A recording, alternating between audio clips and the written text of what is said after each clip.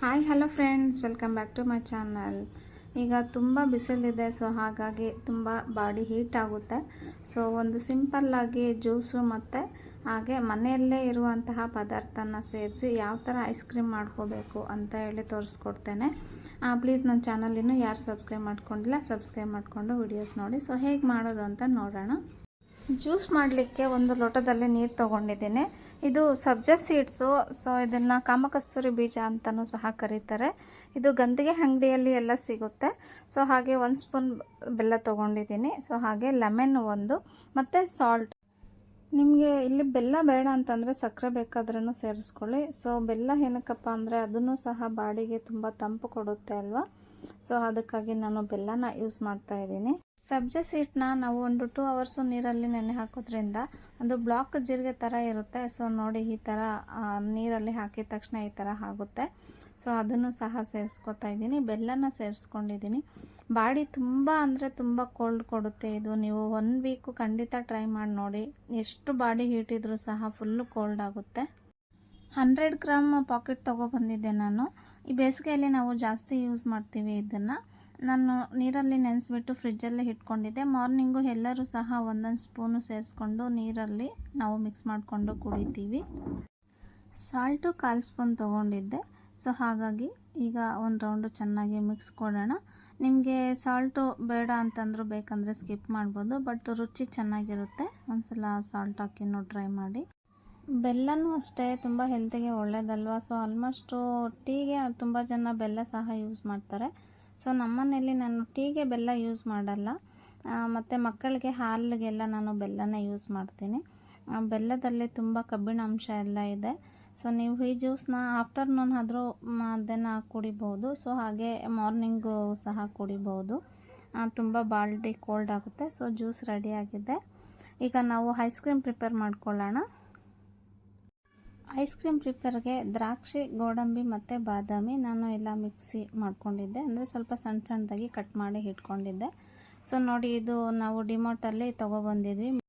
Milk shake vanilla flavour ಮತ್ತು strawberry flavour 2 ತೊಗೊಬಂದಿದ್ದೆ. ನನ್ನ ಇಬ್ಬರು ಮಕ್ಕಳಿಗೂ ಒಂದೊಂದು ಫ್ಲೇವರ್ ಇಷ್ಟ. ಸೊ ಹಾಗಾಗಿ 2 ತಂದಿದ್ದೆ. ಸೊ ಇದು ಐಸ್ ಕ್ರೀಮ್ ಸ್ಟಿಕ್ಕು. ಸೊ ಇದು ಅಷ್ಟೇ ನಾನು ಡಿಮಾರ್ಟಲ್ಲೇ ಹೊಸದಾಗಿ ಮೊನ್ನೆ ಇನ್ನೂ ತೊಗೊಬಂದಿದ್ದು. ಸೊ ಅದಕ್ಕೆ ಜಸ್ಟ್ ಟ್ರೈ ಮಾಡೋಣ ಅಂತ ಮಾಡಿದ್ವಿ ಅಷ್ಟೇ. ಇದು ನಾನು ಮುಂಚೆ ಯಾವಾಗಲೂ ಮಾಡಿಲ್ಲ ಇದನ್ನು. ನೆಕ್ಸ್ಟ್ ಟೈಮು ವಿಡಿಯೋ ಮಾಡ್ತೇನೆ ಐಸ್ ಕ್ರೀಮು ಇನ್ನೂ ಯಾವ ರೀತಿ ಮಾಡ್ಬೋದು ಬೇರೆ ಥರ ಐಸ್ ಕ್ರೀಮ್ಸ್ ಅಂತ ಹೇಳಿ. ಸೊ ನೋಡಿ, ಈಗ ಡ್ರೈ ಫ್ರೂಟ್ಸ್ನ ಸೇರಿಸ್ಕೊತಾ ಇದ್ದೀನಿ.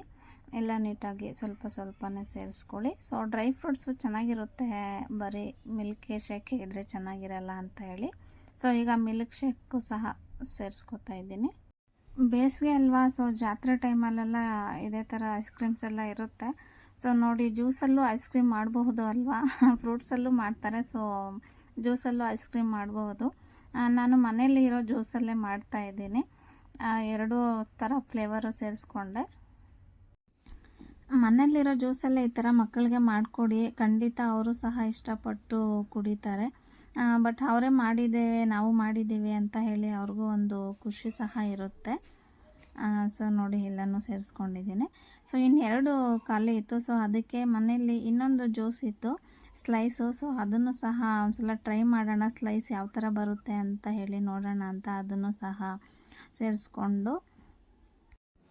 ಬೇಸಿಗೆ ಅಲ್ವಾ, ಏನಾದರೂ ತಂಪಾಗಿ ಕೂಲಾಗಿ ಕುಡಿಬೇಕು ಅಂತ ಅನಿಸ್ತಾ ಇರುತ್ತೆ ಅಲ್ವಾ. ಸೊ ನನಗೂ ಅಷ್ಟೇ, ನನಗೆ ಕೋಲ್ಡ್ ಐಟಮ್ಸು ಜಾಸ್ತಿ ತೊಗೊಳ್ಳಲ್ಲ. ಬಟ್ ಆದರೂ ಈ ಬೇಸಿಗೆಯಲ್ಲಿ ಈ ಥರ ಇರೋದಕ್ಕೆ ಏನಾದರೂ ಕುಡಿಬೇಕು, ತಿನ್ನಬೇಕು ಅಂತ ಅನಿಸ್ತಾ ಇರುತ್ತೆ.